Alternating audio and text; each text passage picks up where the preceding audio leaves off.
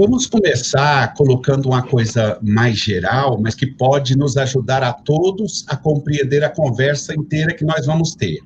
A gente sabe muito bem que política no Brasil tem uma má fama, não é? Infelizmente, tem uma má fama.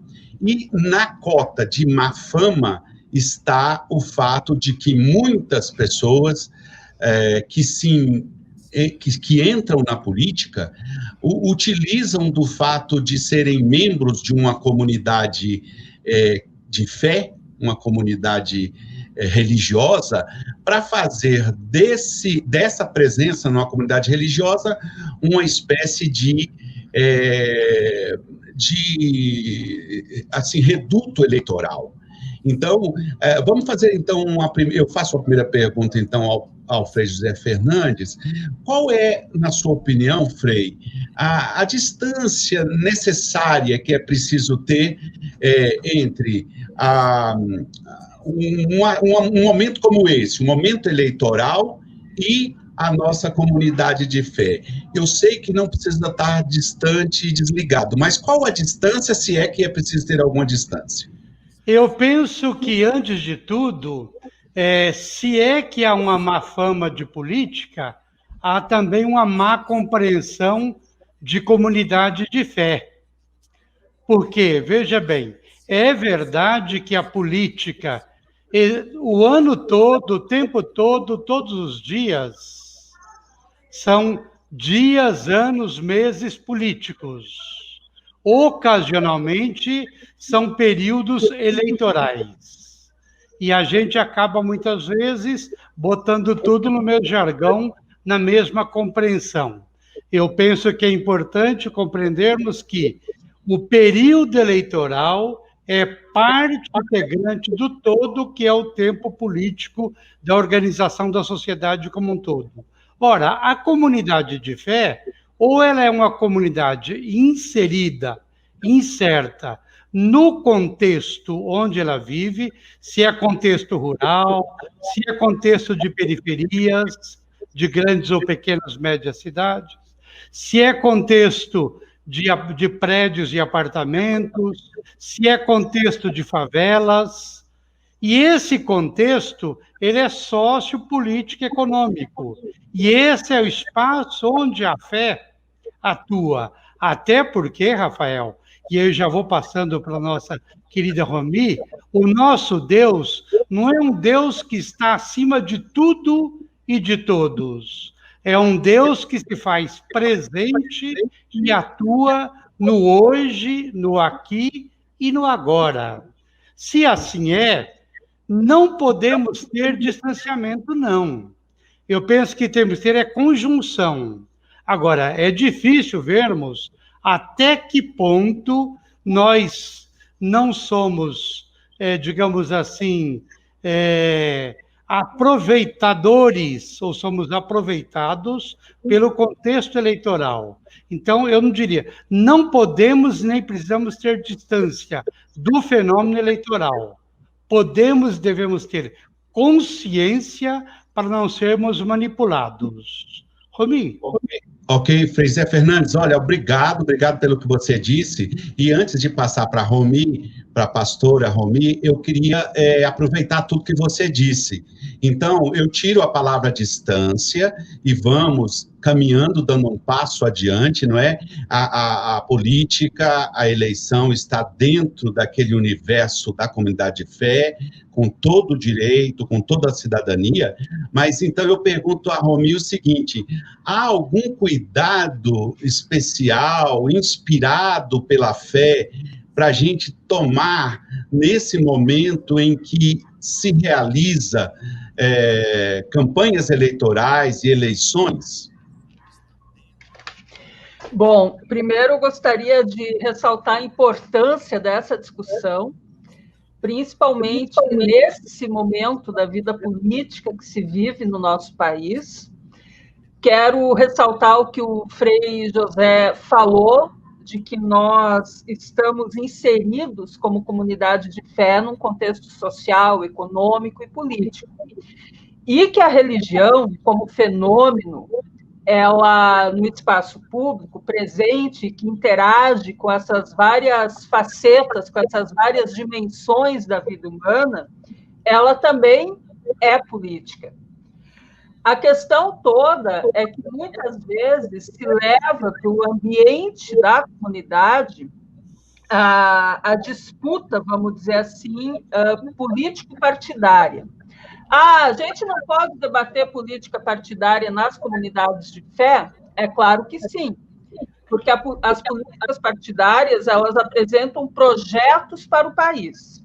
Então, a gente precisa refletir, enquanto pessoas cristãs, pessoas engajadas, a gente precisa discutir qual é o projeto para o país que cada proposta partidária traz, porque isso também vai ter influência na nossa vida enquanto cidadãos e cidadãs.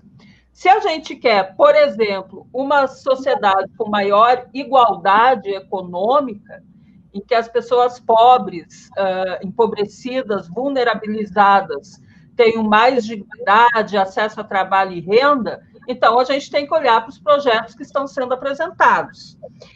O cuidado que a gente precisa ter é quando a gente instrumentaliza de forma indevida uma comunidade de fé para angariar votos. Então, por exemplo, eu, no meu papel de liderança religiosa, me aproveitar, me valer de um certo status que eu tenho na comunidade de fé para angariar votos, porque aí eu estou instrumentalizando a comunidade de fé.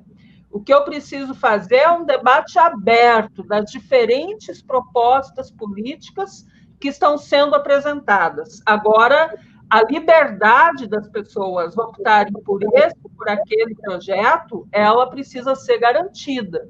Eu não posso impor a minha vontade, o meu desejo, a minha percepção para a comunidade, dizer, ó, eu vou votar no candidato tal, por isso a comunidade toda deve votar no candidato tal.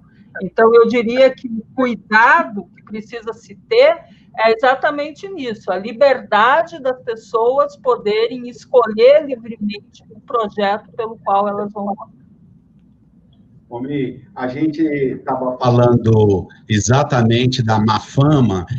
Os senhores, você e o Frei Zé Fernandes, né, o senhor e a senhora, meus amigos, vocês falaram dos princípios. Eu gostaria de trazer de novo a questão da má fama, quer dizer, isso é o que deveria ser. A Romi acabou de falar que não pode impor o seu candidato preferido à comunidade de fé que ela pertence. Agora, eu queria que vocês olhassem mais para o fenômeno, quer dizer, a vida brasileira do momento, o que acontece atualmente no momento.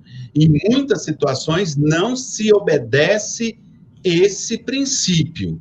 E aí temos algo que faz com que a política e a religião se tornem, assim, aliadas de uma forma que não colabora com a formação política e nem com a formação religiosa das pessoas, né? Então, em cima desse fenômeno, quer dizer, do que acontece, eu pergunto assim, a Romi estava dizendo agora há pouco que é preciso, na comunidade de fé, a gente conhecer os programas dos partidos e as propostas dos candidatos. Vocês não acham, vou fazer uma provocação, começar com o Frei Zé Fernandes, vocês não acham que quando chega o tempo de eleição fica quase tudo igual, todo mundo quer o bem, todo mundo quer o máximo, não tem esse perigo?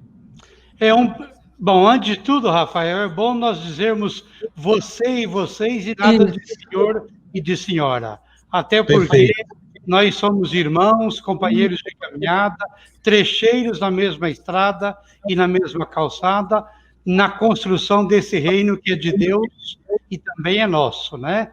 Então, é uma alegria muito grande estarmos nos complementando mutuamente, cada um no seu ângulo, cada um na sua perspectiva, e todos nós no ângulo da fé, tendo a fé, a comunidade como elementos comuns, né? Eu diria o seguinte, imaginemos, sei lá, um pouquinho mais de 5.500 municípios nós temos no Brasil. E atenção, não apenas cidade, municípios, que nós não podemos esquecer das distintas e sofridas realidades rurais. Nós temos em torno, Rafael, de mais ou menos 450 mil candidatas e candidatos envolvidos no nos pleitos municipais para vereadores, vereadoras, prefeitos e prefeitas. Nós temos em torno de 180 milhões de eleitores e eleitoras em potencial envolvidas nessa grande movimentação hoje. Ora, se isso daí não falar para as igrejas, para as comunidades de fé, a partir do óculos do Evangelho, seria um fenômeno religioso que estaria passando totalmente paralelo àquilo que é a condição de vida do brasileiro e da brasileira hoje. Agora, tem um detalhe. Infelizmente, a cultura, penso eu, historicamente adquirida ao longo das décadas da história do Brasil, ela foi vendo o político ou a política apenas aquela pessoa do tapinha nas costas, e agora, como também pandemia não pode mais, né? Então ficaria já manca essa situação. Mas, de qualquer maneira, eu penso que nós temos uma educação cidadã que é mais do que educação eleitoral, ruim, empobrecida, e por interesse daqueles que estão acostumados a se manterem no poder. Aí o que acontece? Como político é aquele camarada, é aquela pessoa que só se aproxima de mim, do povo, a cada 4 ou a cada 2 anos, então aí ele fica artificial. E essa artificialidade se vê no rosto, na feição, no sorriso. Só que no dia a dia, o político, aquele que foi eleito na última eleição, que quase sempre os eleitores nem se lembram o nome de quem votou, em quem votou, fica uma entidade muito distante daquilo que é a vida do povo. Porque a Câmara Municipal, ou o centro do Poder Executivo lá no município, ele incide tão pouco, na maioria das vezes, na qualidade de vida do povo, que é aquilo que a nós do Evangelho interessa, que não diz muita coisa, não. Por isso é que, digamos assim, um dos aspectos da especialidade dessas eleições é a dimensão do virtual. Aí, o candidato e a candidata, ele não tem mais aquele corpo a corpo, aquilo que mantinha apenas a cada 2 ou a cada 4 anos. Eu concordo contigo que é perigoso ter o político que é candidato de plantão e o político, a pessoa política, que é aquela que faz acontecer a organização da sociedade no cotidiano da vida. Romi, eu gostaria de passar para você o mesmo pedido para fazer, como fez muito bem o Frei Zé Fernandes, que é uma reflexão breve sua a respeito dessa prática que o Frei Zé Fernandes acabou de nos mostrar, de uma prática que não contribui, que não ajuda, que é esse tipo de presença na comunidade de fé, que não tem, vamos dizer assim, necessariamente vínculo com o que o Evangelho pede nas suas propostas eleitorais. Gostaria de uma palavra sua também. A reflexão do Frei José, assim, deu várias chaves, né, de reflexão. E uma dessas chaves, que eu acho que é fundamental, porque, assim, nos últimos anos, e talvez até no Brasil, na história do nosso país, a gente precisa olhar com criticidade para a forma como o exercício da política foi compreendido. Porque a gente tem um olhar muito negativo do exercício da política. Só que todos nós, desde que a gente nasceu, nós já somos seres políticos, porque a política tem a ver com relação. E não existe ser humano sem a gente poder se relacionar, né? Um ser humano que é criado sozinho, isolado do mundo, não sobrevive. A gente só sobrevive porque somos seres em relação. Então, a política também tem a ver com relação. Historicamente, no Brasil, a gente acabou personalizando a política. Então, assim, a gente olha pro candidato, para a candidata. Toda a política do Brasil, se a gente for ler literatura brasileira, por exemplo, a gente vai ver muito fortemente o papel dos coronéis. Os coronéis são aqueles seres que exercem a política com o objetivo da manutenção de um determinado tipo de poder, de uma determinada estrutura social. E aí eles vão fazendo aquilo que a gente conhece como voto de cabresto, né? Eles impõem para a comunidade local uma determinada orientação eleitoral, que não muda, que não pode ser questionada como se dá a hierarquia local, as relações econômicas, sociais, políticas, de trabalho no ambiente. E quando o coronel não consegue fazer isso, para defender os seus interesses, ele vai colocar os seus prepostos, que continua sendo uma personalização da política. Só que política tem a ver com coletividade. A política não pode ser personalizada. E ali é o diálogo direto que a gente pode encontrar com o Evangelho. O Evangelho tem a ver com coletividade, a gente discutir o todo. Se determinado programa, se determinado projeto vai beneficiar a coletividade, a comunidade. E hoje a gente precisa também olhar para a criação, né, na nossa linguagem teológica. Determinado programa político é para beneficiar determinados interesses privados, particulares, ou é para beneficiar a coletividade. E aí eu gostaria de chamar a atenção para a prática de Jesus. Jesus não tinha uma prática personalista. Jesus não pedia assim, olha, seguem somente a mim. Mas Jesus chamava atenção para um projeto, e esse projeto era coletivo. Ele problematizava as relações de poder. Então, o Evangelho se torna político, vamos dizer, nesse sentido, na perspectiva da coletividade, do bem de todos, e não no bem de um pequeno grupo ou de uma determinada pessoa. São 13h15 já. A gente quer agradecer a todo mundo que está nos acompanhando. Eu quero mandar um abraço especial para o Ricardo Rios, que está nos acompanhando, o Gisley, que está lá no Vera Cruz 2, a Gisley, desculpa, fui corrigido aqui, a Gisley está nos acompanhando lá no Vera Cruz 2, e então muito obrigado a vocês e a todos que estão nos acompanhando.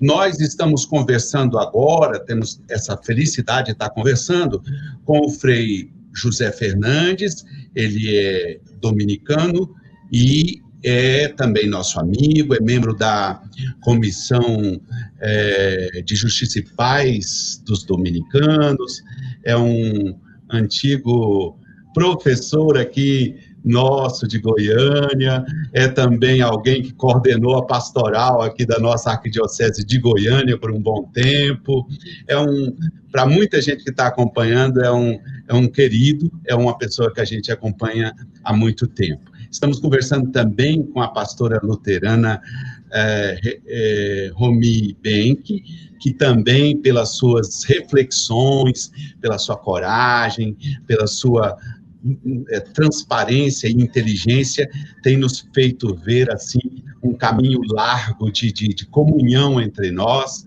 e de muita solidariedade e de fraternidade. Nós estamos conversando com essas pessoas tão queridas. Olha, gente, Romi e Frei Zé, eu quero trazer um outro elemento da realidade muito presente nesse período pré-eleitoral, que é e, aliás, também antes do período eleitoral, é de acusar quem tem um comprometimento religioso de comunista. Quer dizer, agora há pouco a Romy estava nos falando que a proposta do Evangelho é uma proposta coletiva, não é personalista, é comunitária, não é?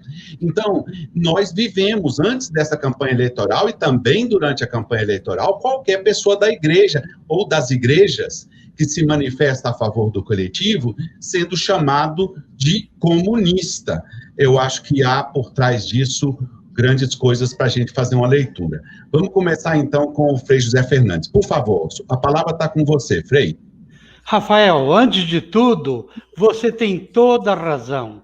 Está participando com você e com a Romy aqui, e particularmente nesse contexto, a partir do terreiro aqui de Goiânia, do quintal nosso aqui, é uma alegria muito grande. Isso é política, isso é igreja, isso é eclesial, e faz muito bem. Eu começaria comentando um pouco essa questão que você levanta, Rafael, lembrando a todos e todas que, para nós, hoje é um dia bastante importante, onde se celebra a festa da democracia, e nós, enquanto igreja, também celebramos, Igreja Católica, o Dia Mundial do Pobre.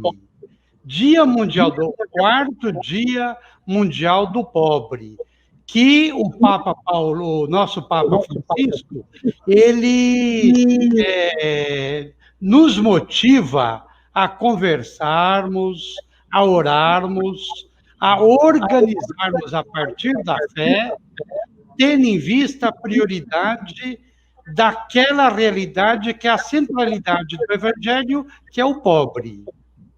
Alguns até questionam, mas será que precisa ter um dia do pobre? Até porque os pobres estão presentes, infelizmente, por aí afora, em todos os lugares, em todos os dias. Mas o Papa Francisco, ao instaurar essa instituição Dia Mundial do Pobre, ele quer chamar a atenção para nós, mulheres e homens de fé, que devemos priorizar a ação da nossa fé a serviço da qualidade de vida das pessoas, especialmente dos pobres. Eu lembro aqui Pedro Casaldari, Rafael e Romy, que dizia assim: em caso de dúvida, fiquemos do lado dos pobres. Isso é evangelho, isso é Jesus. Eu diria que política e eleições tem tudo a ver com elaboração comunitária de políticas públicas. Se a elaboração comunitária de políticas públicas é do coletivo, é do colegiado, não é individualizado, é uma ação comunitária, tanto quanto a ação das comunidades de fé. Se precisa fazer, um exemplo, sei lá, é uma reivindicação para a urbanização de um bairro X na nossa cidade. Isso envolve a coletividade toda, pessoas de fé ou não de fé. Por isso, Romy, que eu sou muito partidário daquele ecumenismo, não apenas o diálogo entre igrejas, mas daquele ecumenismo que é a soma das pessoas e comunidades que convivem a partir da fé a serviço das comunidades mais necessitadas. Nesse sentido, eu diria, com certeza, aquele e aquela que está ao lado da implantação, da elaboração, da execução e da realização de políticas públicas a serviço da coletividade, ele não é comunista, ele é cristão. Ele é cristão no sentido amplo da palavra. E se for chamado de comunista, é elogio, porque nesse caso o ser comunista está se igualando ao ser do Evangelho.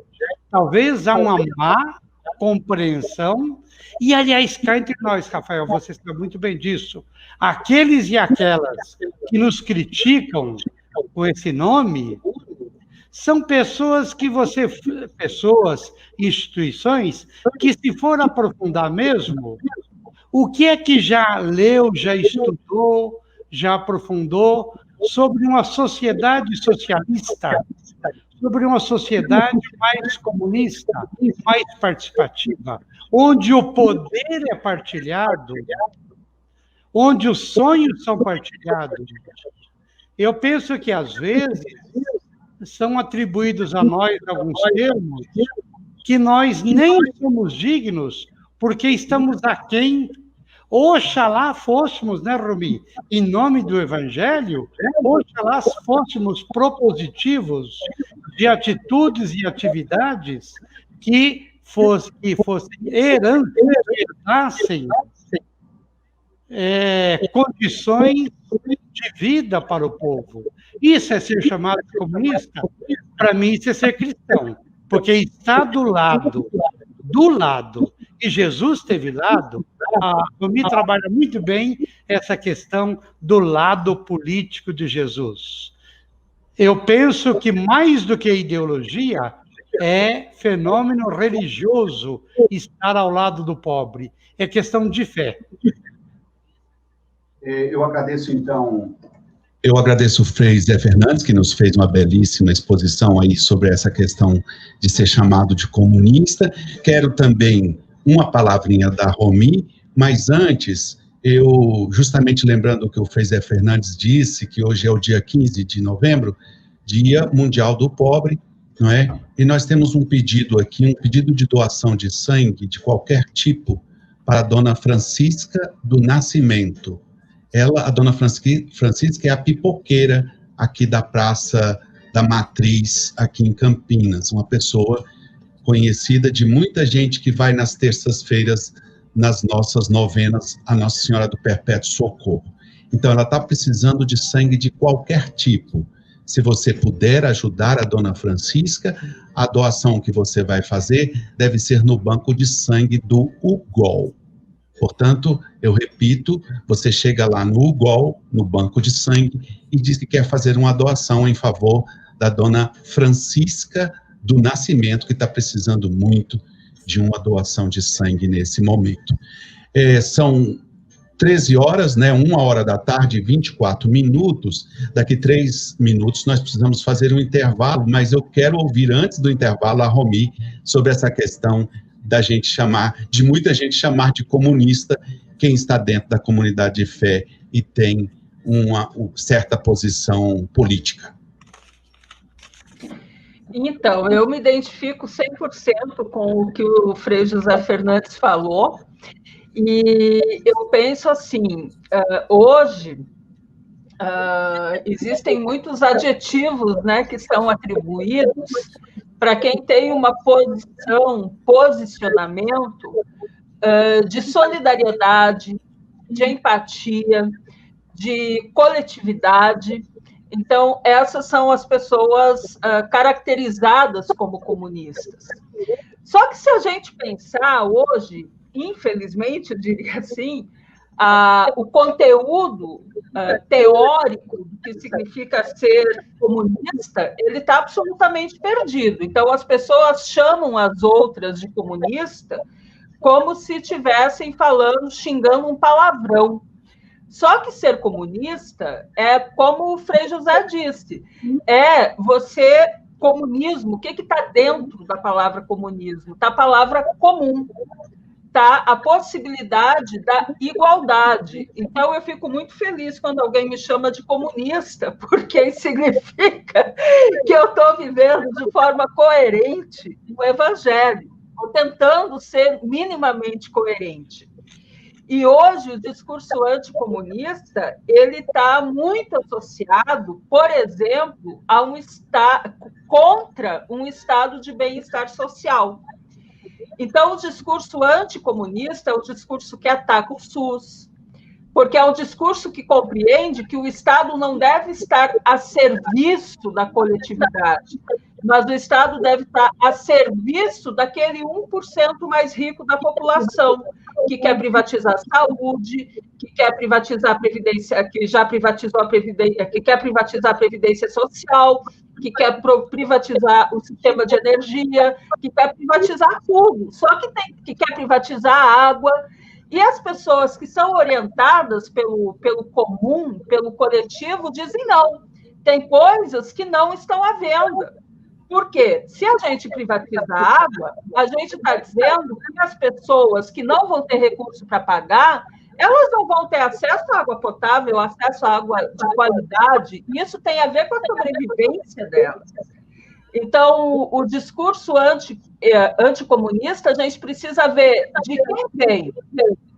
Quem é que paga o discurso anticomunista? Quem é que estimula esse discurso? Quais são os interesses que estão por trás desse discurso?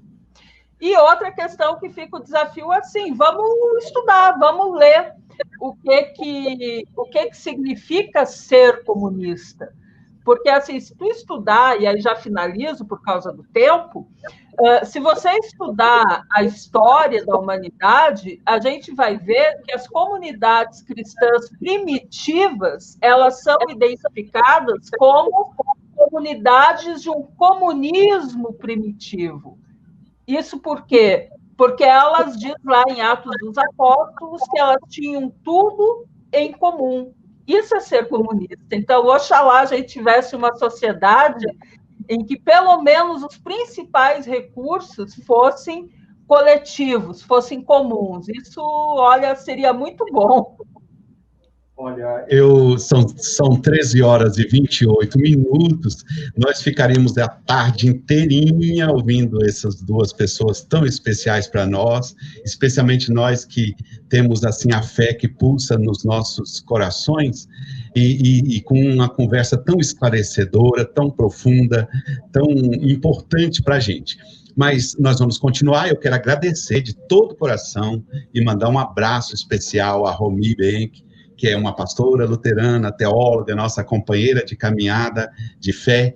Muito obrigado, Romy, pela sua presença aqui na nossa programação especial do Dia das Eleições na Difusora Pai Eterno. Um abraço e obrigado.